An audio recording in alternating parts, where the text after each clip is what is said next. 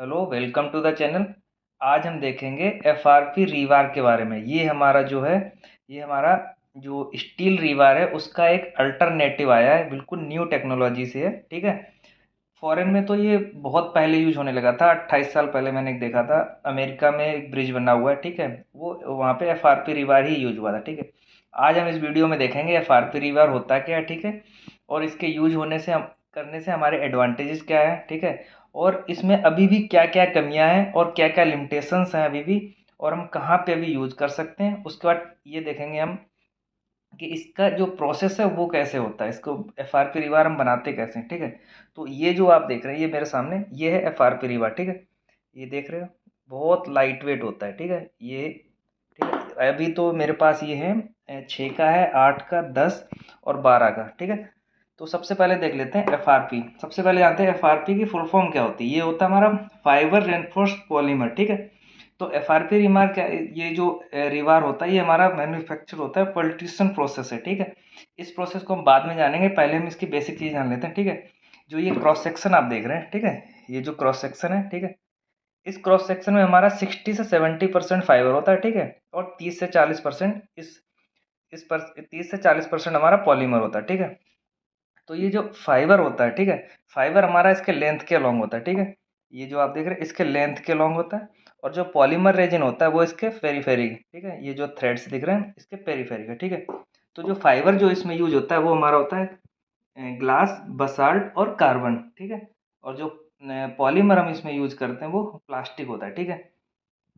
अब हम देखते हैं इसके एडवांटेजेस क्या क्या है। ठीक है। तो सबसे इसका जो मेन एडवांटेज है कि ये 100% रस्ट फ्री है। ठीक है। इसमें क्रोजन हमारा नहीं लगता है। ठीक है। दूसरा क्या है, लाइट वेट होता है। ठीक है। अप्रोक्सीमेटली हमारा जो स्टील दीवार है उसका 1/3 लाइट वेट होता है। ठीक है। और उससे 4.5 टाइम्स स्ट्रोंगर होता है। ठीक है। अगला पॉइंट है हमारा हाईली ड्यूरेबल होता है। ठीक है। और ये जो है हमारा थर्मली नॉन कंडक्टिव होता है। ठीक है। इलेक्ट्रोमैग्नेटिकली न्यूट्रल होता है, इसमें किसी भी तरीके का इफेक्ट नहीं पड़ता है। और इससे इसको जो हमारा ये लो कार्बन इमिशन होता है। ठीक है। और इसका अगला एडवांटेज क्या है कि जो हमारा जो स्टील रीवर है, ठीक है, वो क्या होता है हमारा कि 12 मीटर तक ये मैन्युफैक्चर करते हैं। ठीक है। इसमें क्या होता है कि ये हमारा एक तो कोयल फॉर्म में होता है। ठीक है। और हम जो पल्ट्रेशन प्रोसेस से होता है कि हमारा कंटिन्यूस बार बनता है। ठीक है। तो अप टू 200 मीटर लेंथ तक आप इसको बना सकते हैं। मतलब कि अगर आप कहीं भी यूज कर रहे हो 12 मीटर से ज़्यादा में, तो आपको वहाँ पे लैब देने की जरूरत नहीं पड़ेगी। ठीक है। अब हम देखते हैं इसकी टेंसाइल स्ट्रेंथ। जो इसकी टेंसाइल स्ट्रेंथ है वो हमारी है 1000 मेगा पास्कल।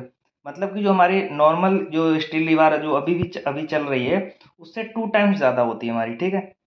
मॉडल ऑफ इसका डिसएडवांटेज ये है कि जो मॉडुलस ऑफ इलास्टिसिटी होता है वो हमारा स्टील दीवार का 1/4 होता है। ठीक है। लेकिन इसकी बॉन्ड स्ट्रेंथ जो है वो हमारी स्टील दीवार से ज़्यादा होती है। ठीक है। और जो शियर स्ट्रेंथ है इसकी, ठीक है, शियर स्ट्रेंथ है ये भी हमारी उस जो अपना स्टील दीवार है उससे 1/4 होती है, लेकिन इसमें एलोंगेशन कम होता है। ठीक है। तो अभी भी इसको हम जो लिमिटेशंस हैं इसमें क्या हमारा जो सबसे क्या होता है कि इसकी कॉस्ट ज़्यादा होती है। ठीक है। और अभी भी हमारा ये अंडर रिसर्च चल रहा है। तो क्या इसमें क्या है कि हमारा फायर के बारे में अभी हमें इसकी ज़्यादा जानकारी नहीं है। ठीक है। जो स्टिफनेस होती है ये भी हमारी हाफ होती है, और स्ट्रेन कैपेसिटी भी हमारी 1/4 होती है। ठीक है। अब हम देखते हैं इसका एप्लीकेशन हम कहाँ कहाँ कर सकते हैं। एक तो इसमें एप्लीकेशन जो हमें ब्रिज के डेक स्लैब होती है उसमें कर सकते हैं। ठीक है। ट्रैफिक बैरियर में कर सकते हैं, जो इंडस्ट्रियल फ्लोरिंग होती है उसमें कर सकते हैं, फेंसिंग होती है उसमें कर सकते हैं, स्ट्रक्चरल सेक्शंस जो होते हैं उसको बनाने में कर सकते हैं, लेडर्स जो यूज करते हैं एमएस के वहाँ पे हम एफआरपी यूज करते हैं। ठीक है। पोल्स में कर सकते हैं। ठीक है। अब हम इसका देखते हैं किस प्रोसेस से ये बनता है। ठीक है। ये जो होता है फिल्ट्रेशन प्रोसेस से बनता है। ठीक है।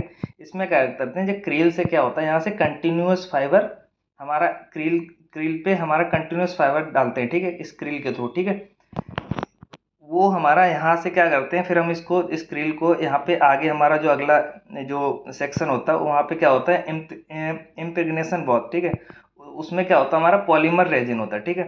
उसके आगे जो प्रोसेसर है वो ब्रेडर, मतलब कि यहाँ से जो हमारा जो फाइबर और रेजिन का जो मिक्सअप हुआ है, ठीक है, उसको एक प्रॉपर शेप आएगा, उससे जो भी हमारा एक्स्ट्रा जो रेजिन लग गया होगा उसको हटाएगा, ठीक है। उसके बाद रोलर लगा होता है इसके आगे। रोलर से क्या होता है कि हमारा जो प्रॉपर शेप देते हैं उसको, ठीक है, उसके आगे हमारा क्यूरिंग ओवन होता है, ठीक है, जहाँ से हम उसमें कंटिन्यूस क्यूरिंग करते हैं। और उसके आगे हमारा पुलर लगा होता है, ठीक है। पुलर क्या करता है, हमारे बार को कंटिन्यू खींचता है, ठीक है। और उसके आगे हमारा कट ऑफ सॉ लगा होता है, जिससे कि हम जितनी हमें लेंथ की रिक्वायर्ड होगी उतनी हम कट ऑफ कर सकते हैं, ठीक है। तो ये तो हो गया हमारा ये एफ के बारे में, ठीक है। अभी क्या है कि जो एफ है इसमें जो आप नॉर्मल जो हमारा स्टील लीवर होता है, ठीक है, उसमें क्या होता है, बेंडिंग है, आप बेंड कर सकते हो, लेकिन इसमें क्या होता है कि ये बेंड नहीं होता, ये डायरेक्ट हमारा टूट जाता है। मैं भी आपको बाद में क्लिप दिखाऊंगा, ठीक है। तो ये हुई हमारी एफ की पूरी जानकारी, ठीक है। अभी ये मार्केट में नया आया हुआ है, ठीक है। बाकी अगले वीडियो में इसके बारे में और हम बताएंगे। जैसे अब हम इसको बैंड करेंगे ना, तो बैंड करने पे ये बिल्कुल टूट जाती है, ठीक है। इसलिए अभी इसकी लिमिटेशंस हैं हाई राइज बिल्डिंग में, ठीक है। तो बाकी की जानकारी अब अगले वीडियो में देंगे, ठीक है।